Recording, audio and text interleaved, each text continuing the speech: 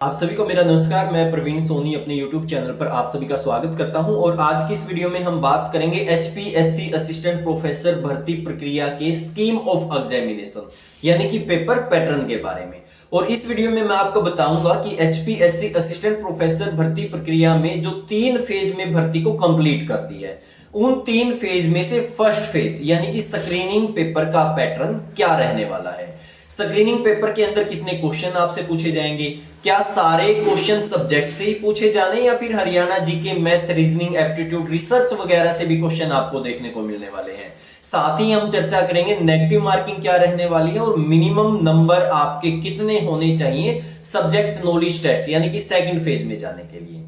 उसके बाद हम चर्चा करेंगे सेकंड फेज यानी कि सब्जेक्ट नॉलेज टेस्ट के बारे में। और जो ये सब्जेक्टिव पेपर होता है इसके अंदर कितने क्वेश्चन पूछे जाने हैं, कितने मार्क्स का क्वेश्चन रहेगा और किस तरीके से क्वेश्चन आपको देखने को मिलने वाले हैं। इसके बाद इंटरव्यू की प्रोसेस, उसके बारे में हम डिटेल से चर्चा करेंगे क्योंकि बहुत सारे क्वेश्चन ऐसे पूछे जाते हैं कि जी जो इंटरव्यू प्रोसेस होगी क्या उसके अंदर कैंडिडेट को डिस्क्वालीफाई किया जा सकता है, कितने मिनिमम नंबर होते हैं इंटरव्यू में क्वालिफाई करने के लिए और जो एडिशनल डिग्री है उसके नंबर जुड़ेंगे या नहीं जुड़ेंगे। तो इस तरीके के जो आपके क्वेश्चन होते हैं उनका जवाब भी इस वीडियो में आपको मिलने वाला है।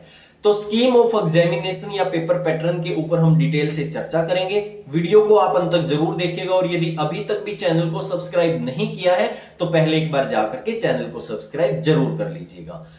सबसे पहले हम बात करते हैं सब्जेक्टिव जो आपका स्क्रीनिंग पेपर है, स्क्रीनिंग पेपर के बारे में। जो स्क्रीनिंग पेपर का पैटर्न रहने वाला है आपका, तो सबसे पहले हम बात करेंगे स्क्रीनिंग पेपर के पैटर्न के बारे में। जो फर्स्ट फेज है यानी कि स्क्रीनिंग पेपर, स्क्रीनिंग पेपर के अंदर HPSC आपसे 100 क्वेश्चन पूछेगी और 100 क्वेश्चन में हर एक क्वेश्चन का 1 नंबर है यानी कि 100 ही क्वेश्चन होंगे और 100 ही नंबर का ये पेपर आपका रहने वाला है। इसके लिए HPSC आपको समय देगी 2 आवर यानी कि 2 घंटे का आपको समय मिलने वाला है, यानी 120 मिनट के अंदर आपको 100 क्वेश्चन पूरे करने हैं। बात करें सब्जेक्ट से क्वेश्चन पूछे जाएंगे या हरियाणा जीके वगैरह भी आपको देखने को मिलेगी, तो इसके लिए मैं आपको कहना चाहूंगा कि जो आपका ये पेपर आएगा ये पूरा का पूरा आपके सब्जेक्ट से ही पूछा जाएगा यानी कि 100 के 100 क्वेश्चन आपके सब्जेक्ट से ही पूछे जाने वाले हैं। ना हरियाणा जीके से कोई क्वेश्चन पूछा जाएगा, ना मैथ, रीजनिंग, एप्टीट्यूड, रिसर्च वगैरह का कोई भी क्वेश्चन आपको स्क्रीनिंग पेपर के अंदर देखने को नहीं मिलने वाला है।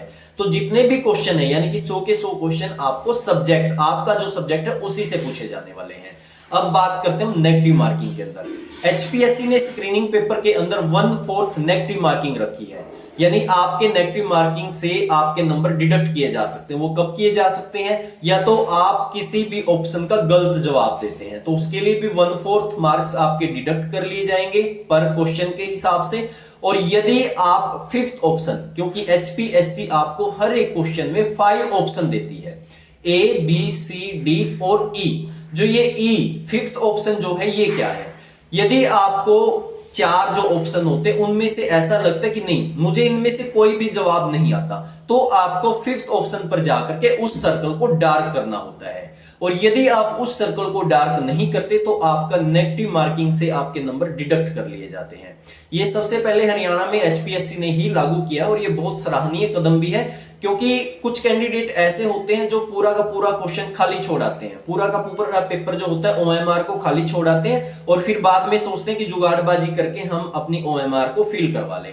तो इसको रोकने के लिए, पारदर्शिता लाने के लिए HPSC ने एक 5th ऑप्शन दिया है। और यदि आपने 4 जो ऑप्शन है उनमें से किसी भी ऑप्शन को ऐसा लगता है कि नहीं मुझे नहीं आता, तो आपने 5th ऑप्शन को भरना होता है।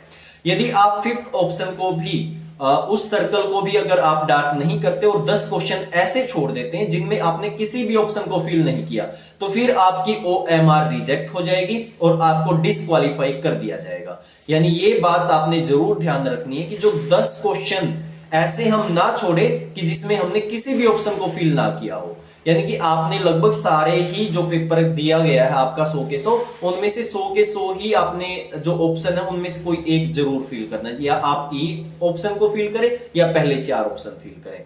और यदि 4-5 क्वेश्चन आप छोड़ देते तो उसके लिए आपका फिर नेगेटिव मार्किंग से आपके नंबर डिडक्ट कर लिए जाएंगे। अब हम बात करेंगे मिनिमम नंबर आपको कितने लेने हैं स्क्रीनिंग पेपर के अंदर।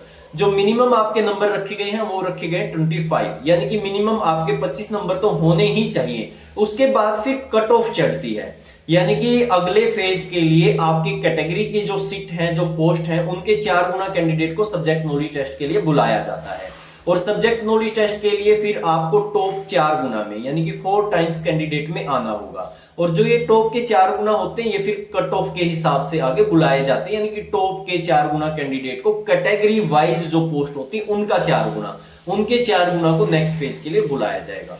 तो ये तो था आपका स्क्रीनिंग पेपर का पैटर्न। अब बात करते हैं सब्जेक्ट नॉलेज टेस्ट के बारे में। जो सब्जेक्ट नॉलेज टेस्ट है उसमें आपका सब्जेक्टिव यानी कि लिखने वाला पेपर होगा। जैसे आप एचसीएस यूपीएससी मेन लिखते हैं तो मेंस जैसे लिखते हैं वैसे ही आपका ये पेपर रहने वाला है, सब्जेक्ट नॉलेज टेस्ट। लेकिन कुछ सब्जेक्ट ऐसे भी हैं जिनका सीधा सब्जेक्ट नॉलेज टेस्ट पूछा जाएगा, स्क्रीनिंग पेपर को नहीं लिया जाएगा। तो सब्जेक्ट नॉलेज टेस्ट के अंदर आपको कुल मिला के 18 क्वेश्चन देखने को मिलेंगे और इन 18 में से 3 क्वेश्चन आपको चॉइस के दिए जाएंगे कि आपने करना है तो कीजिए, नहीं तो आपको पहले 15, यानी कि पहले 15 का मतलब जो 15 आपको आते हैं, जो 15 क्वेश्चन आपको आते हैं आपको वो करने हैं 18 में से। 3 क्वेश्चन आप कोई भी छोड़ सकते, चाहे वो पहला हो, चाहे वो 18वां हो, चाहे वो 15वां हो। जो आपको 15 क्वेश्चन आते हैं वही आपने अपने सब्जेक्ट नॉलेज टेस्ट में लिखने हैं। बहुत अच्छे से लिखने हैं, डायग्राम का यूज करना है, बहुत स्पष्ट सी लैंग्वेज में, यानी कि आपकी राइटिंग भी अच्छी होनी चाहिए ताकि अगले को समझ आए और आपको बड़े अच्छे से जो पूछा गया उसी के हिसाब से आपने आंसर उसके करने हैं।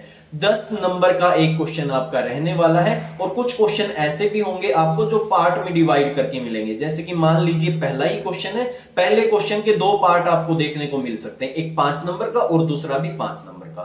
तो आपको जरूरी नहीं कि दोनों ही पार्ट करो, जो पार्ट आता है आप वो कर सकते हैं, उसी हिसाब से आपको नंबर दे दिए जाएंगे। लेकिन 15 क्वेश्चन आपने करने, कोई 15 होंगे, सीरीज से हो ना हो कोई मतलब नहीं है, 15 क्वेश्चन आपको करने होंगे।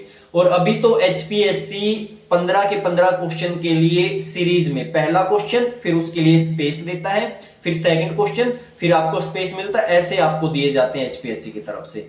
तो मैं आपको बताना चाहूंगा कि जो स्पेस होता है वो 4 सीट होती है। जैसे कि मैं आपको दिखाई देता हूं, जैसे एडवर्टाइजमेंट आपकी एक सीट ये होगी, फिर अगली दूसरी सीट, फिर तीसरी और फिर ये 4, यानी कि आपको 4 ऐसी एक क्वेश्चन के आंसर के लिए आपको स्पेस मिलने वाला है। जरूरी नहीं आप 4 की 4 सीट ही कंप्लीट कीजिए, आपको जितना आता है या जैसा आपको ठीक लगता है वैसे आप एक सीट भी भर सकते हैं, 2 भी भर सकते हैं। और यदि आपको लगता है कि नहीं 4 सीट मुझे भरनी है तो 4 सीट भी एक पेपर एक क्वेश्चन के लिए आप भर सकते हैं।